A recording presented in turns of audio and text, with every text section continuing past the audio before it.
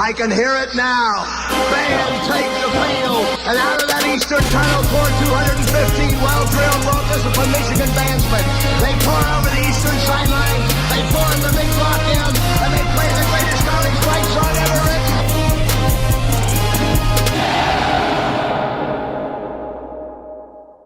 National champs still? Oh yeah. Yeah. I mean, we're now the defending, not the reigning, but it's still the same deal, right? Yeah. Yep. I love it, man. Not the most inspiring. I mean, it was fine. Like, you look at the team we played, kind of a 50-ish, like a bowl team, most likely. Not even middle of the road, maybe a little bit better than middle of the road. So, like, I think most people kind of wanted like a 50-point win week one, but I don't feel too bad about it. Well, they're kind of UNLV last year. UNLV went and ran through the Mountain West after they played Michigan, and when they played Michigan, they were not in the face a little bit. UNLV also was put in a trash can by Michigan, and defensively it was basically the same story as last year, and then offensively a little shaky. I mean, I didn't like the interception for sure. I definitely don't like when there's offensive line adjustments, before halftime on some of those decisions, center swapping out. I don't know. I mean, it doesn't seem like it's going to be the dominating offensive line we had. I don't think they look bad, but you could definitely see by the fourth quarter that the little guys that were kind of beating them because they were quick were worn down. You worried, or are you not worried? Well, I'm not expecting this season to be as good as last season. I think last year I walked in and I was like, I guarantee a national championship. And this year I am guaranteeing no such thing. But I mean, I'm wearing the Microphone Brewing shirt from when you and I went to the Wisconsin game in 2019. You got stung by bees. I got a story to tell. I think this story, but I'll keep the brief version. We enjoyed some libations before the game. There was nowhere to use the restroom, so I found some woods, very private, wooded setting, except for the fact that I was peeing into a wasp hole, and literally like hundreds of wasps flew up, stung me all over my legs, and that was just the start of the stinging for Michigan and Michigan fans that day. Wisconsin. I was talking to Chris Hutchinson about his true sophomore son, and then you come running up like, we gotta go. Halfway through the first quarter, I felt something in my shoe, and I pulled my shoe off, and there was another wasp in there stinging my foot. It was awesome, and that's about the time the game seemed like it was over too. So, not the best. I mean, Camp Randall's cool, not that day. I like jump. You know what? The jump around in Michigan Stadium is better. That's my take. But anyway, I wanted to remind you that there were times before the national championship, and there may become a day when you and I get on here, and I won't have some clip from the Rose Bowl of the national championship, but it is not this day. I like it. Let's check it out. What do you want to talk about? What's the theme today? I want to talk about blitzing. Yeah, because I was saying that there's that it's going to be fine, that we're going to be that let Wink blitz. He is who he is. He's going to want to blitz a little bit, and people were saying he's Don Brown. I'm trying to tell you guys, he's not Don Brown. He does not run Don Brown's system at all. He runs the same system that I liken it to pitchers. He's not a fastball pitcher with a changeup. He is a two-seam guy, just like Mike McDonald, just like Jesse Minter. The difference is the variation.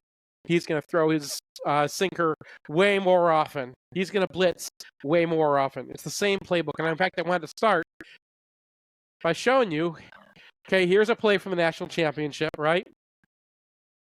Here's all this talking beforehand. All right, now here's the surface that they're giving Michael Penix. You got all these. It's really hard to tell who's going to be playing what. Penix is trying to guess, using motion and whatnot, where he's going to throw the ball. He's looking ahead, and he thinks, okay, this guy's got this little curl right here. These guys are blitzing. I'm going to have this little space in here to throw. That's where he's looking. And then it reveals itself. You have a linebacker, the defensive end dropping into here. You've got this. His spot was to throw it here.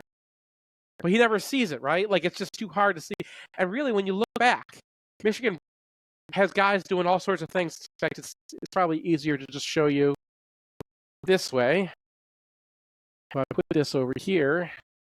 Yeah, I mean, we simulated a ton of pressure. We didn't bring a ton of pressure statistically last year, but we simulated pressure, and that seemed to work. So it'll be interesting to see this year the difference, because Wink Martindale is absolutely a bring the pressure guy. All right, Seth, so I think you have this drawn up. Why don't we take a look at it? So, I mean, look at the different guys who are doing things that are just not their normal deal, right? This is like, remember how Don Brown had a guy for everything, right? He's got a running back style linebacker. Linebackers are like running backs, and they move like running backs. And he's got safeties who are like tight ends, right? He's got that hybrid space player, the Viper, who's supposed to be a tight end canceller. He's got big cornerbacks who are like wide receivers. The idea is to match up personnel with the offense, right? Well, that's not what this is. A generalist defense. You got a cornerback blitzing, right? You've got this linebacker dropping to a hole. You got this guy who's going to be dropping way back into a deep middle third. You've got this defensive end who's going to have to be carrying. He's supposed to be a curl flat. He's going to be carrying this this tight end on a deep route. So you have guys doing all sorts of things, and the idea is to make it difficult for the offense to understand what's happening. Okay, here's another example. It's the same blitz late in the game. He runs the same blitz. Excuse me. He runs the same blitz, and you got this look ahead of time, right? Like, Penix is going to see his surface. He sees that Michigan's got this linebacker down here. He's like, okay, this linebacker's probably going to have to drop out. He's not going to have time to get out to this curl flat zone. I'm going to have this spot here, right? He thinks that guy's going to do it. What happens? It turns out it's that guy dropping into it. So that was how we ran our defense last year. So here's that same blitz on the second to last play of last year.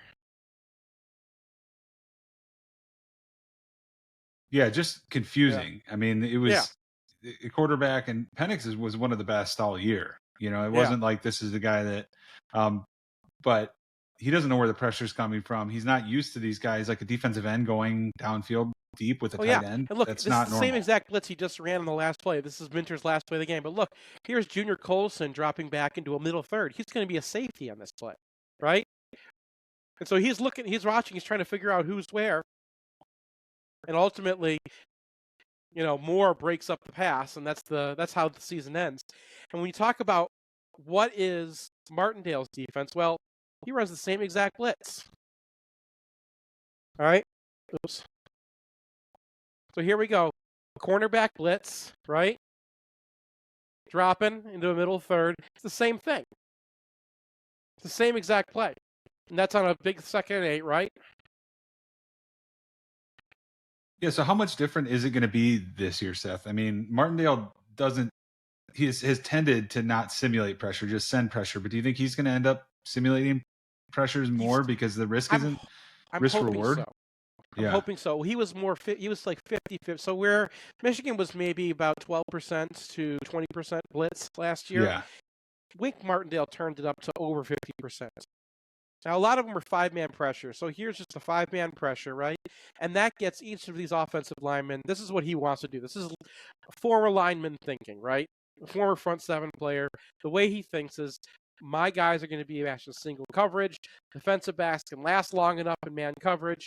And we're going to beat these blocks because everybody's singled up here. All they have is a running back to help. Someone's going to beat their block. Josiah Stewart is going to lay the one here, and he's going to have to get it out quickly. It gets him uncomfortable. All right, the ball sails, and he gets an interception. Yeah. What I'm seeing when I look at this play, though, is last year we had a guy dropping here, right? You might have a defensive tackle. It doesn't matter who's dropping. But you have a guy dropping here to confuse his reads. And this is a very quick read. I mean, of all the quarterbacks in the country last year, I think he was the 4th or 5th in like most throws underneath the first down marker. Right? Mikey Keene is not a downfield passer. He's a quick read. 1, 2, boom. No, and you need that when your offensive linemen are 5'11", 275. Right, and he's missing his left tackle, so they weren't going to last long anyway. So bringing the fifth guy really doesn't do you any good. You could just drop this guy into coverage, and that ends up being an interception. Here's another pressure. This is the kind of thing we want him doing. Okay, this is a 4-man pressure, but it looks like this is the sim pressure, right? It's gonna be 4-man pressure. You're gonna bring a linebacker. You're gonna drop both defensive ends. Linebacker gets in free. He doesn't have time to really make his reads. He's looking at these guys first. They're not open. He's like, okay, I got to dump it to the running back because I'm going to have to get killed. Yeah. Right? That's what we want him to be doing. That's the kind of stuff that's worked. Here's what doesn't work. And remember, this is against a guy who gets the ball out in 2.5 seconds. Wink was throwing out blitzes that are like, 0 blitzes. And when he does that, he gets his guys into bad situations. Seth, explain real quick for listeners who don't know what a 0 blitz is. 0 blitz means instead of cover 2 is 2 guys deep. Yep. Cover 1 is 1 guy deep. It is 1 middle safety, right, and everyone else in man. Cover 0 is everybody in man and they don't have help. Yep. So now we're going to watch Will Johnson on this one. Now here's another play where Michigan's going to get a free rusher, okay? So the blitz is a good design. They do get Barham, nobody's blocking him here, okay? But there's no way for Barham to get to the quarterback before the ball's going to be out. That's just not who Mikey Keene is, okay? Now let's go back and watch what happens to Will Johnson. People are all worried about Will Johnson on this play, okay? He's setting up on inside leverage because he's got no help out here, all right? Wide receiver feints inside. He steps inside. Why? Because this post is the most dangerous route, and there's no help. He's on this all by himself. So he steps towards the post. The receiver gets to run by him, and the corner is open. Unfortunately, they miss it, right? But when you ask yourself, where is his help? What happened to his help? Because we always had help for him back there. We always have leverage. Well, here's the high safety. He's going to be stepping down and checking this guy. He's checking him because he's got to replace Barham, who's got to replace Quentin Johnson, who's on the blitz, and Barham ends up blitzing as well. So we're using these guys up, the help, the protection we had for our cornerbacks that will keep them from having big, long plays. Yeah. And that's the same thing that happens on the touchdown. And this is when I really, I won't say Wink completely fell out of favor with me, but my offseason take that let Wink blitz, let Wink be Wink, that he's going to be fine, that he was dealing with the situation he had, and he doesn't just blitz. This is when I said maybe he just blitzes the blitz. Because you look at how long this play has to set up, right? They're all talking to each other here. Quarterback looks. Okay, now you've got, still at this time, look at Jaden McBurrows here. I'm going to show you that again. Look at him. What are we doing? What are we doing? He's got his arms out. He's like, what? Because he knows exactly what they're doing to him. He knows that they just checked into a really quick throw. He knows that this guy gets the ball out in 2.5 seconds or less. He's going to get the ball out in 2 seconds. So there's no reason. So you're going to get a free rusher again, right? Free rusher. Nobody blocking this guy. He beats his blocker. He's going to win his blocker. It doesn't matter because he's going to be all alone with Jaden McBurrows, and Jaden McBurrows has no chance. He's got to stay deep over him. Okay, so when this guy runs you got out, 3 guys who have a chance at a sack for if this is a normal drop back quarterback, right? But it's not, and play call way too aggressive for how fast that ball gets out. For how they play, it makes no sense. And then people are mad because McBurrows overruns this. Well, McBurrows is used to a defense where you have help. So let's go back. Where was his help? Can we find his help? Where is his help? He's got right? none. Yeah. It's Rolder here. Yeah. So Rolder is going to feint the blitz. He takes 2 steps forward. There's 1 second. There's 1/2 of the time you have before the ball is out. And Rolder is using it to fake a blitz that doesn't matter because you're going to get a free guy anyway. Okay? And then when he drops, he's on this hash. He comes inside.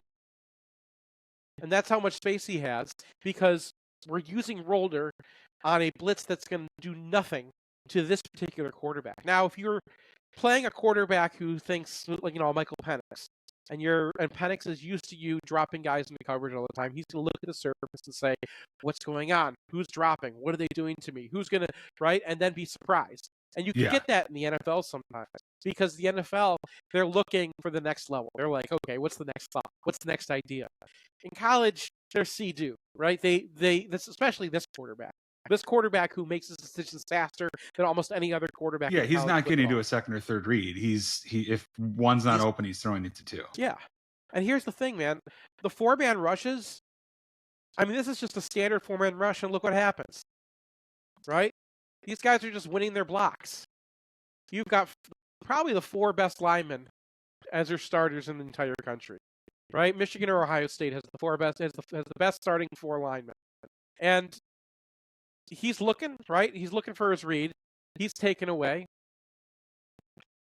So, I mean, when they did get, and it's not like there were no completions against a 4-man rush, but look what happens when they have a 4-man rush, okay?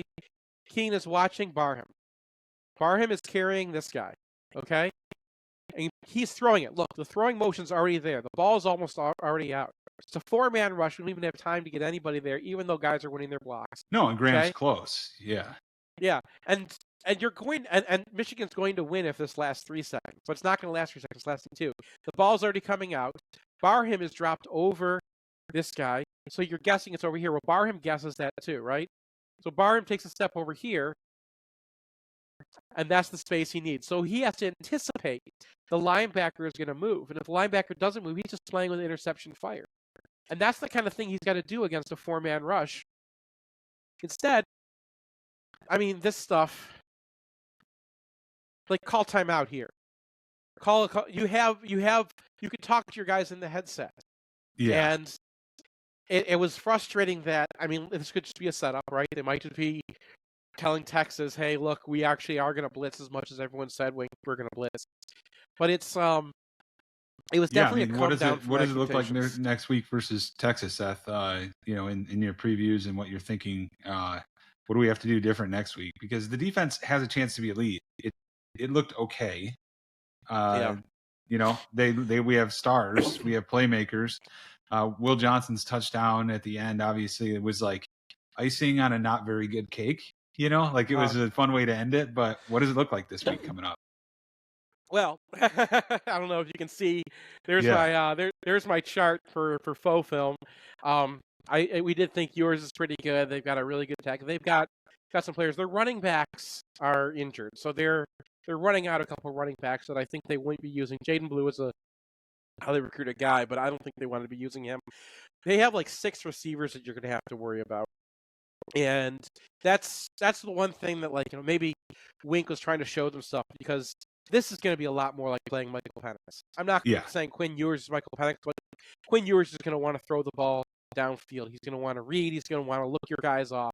And they're going to have to match that with some really confusing looks. So I'm hoping that Wink was just blitzing like an idiot because he wanted to convince Texas that that's what they're going to get. Yeah. And he's going to show them a bunch of sim pressures. And then on the other side of the ball,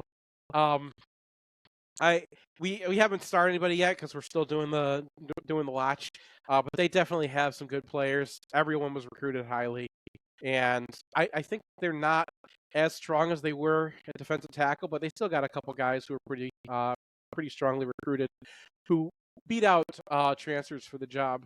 So they're a pretty deep team. What's your thought on the quarterback situation too? As we look ahead to Texas, Warren obviously takes the job probably because of some of the mistakes you were hearing about Orji making in practice, some of the interceptions. But like, you got a guy that has a major plus. Was this showing more Warren in this game to kind of play dummy for Texas, or should we expect Warren? So Orji only had 4 interceptions all of fall camp, and 3 of them were in one game. Okay. So I don't know how much to judge that. Now, Donovan Warren, they said he was hitting 87%, right?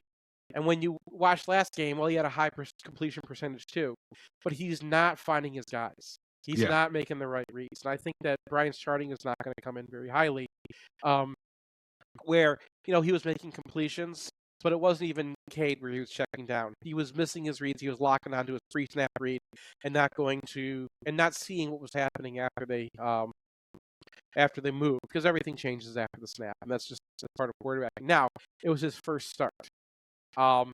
We'll see how he responds. And, you know, with Orji, he had 2 passes. One of them was just a little dink to Edwards for the touchdown. Yeah, the other one was 5 yards short in the dirt. Right.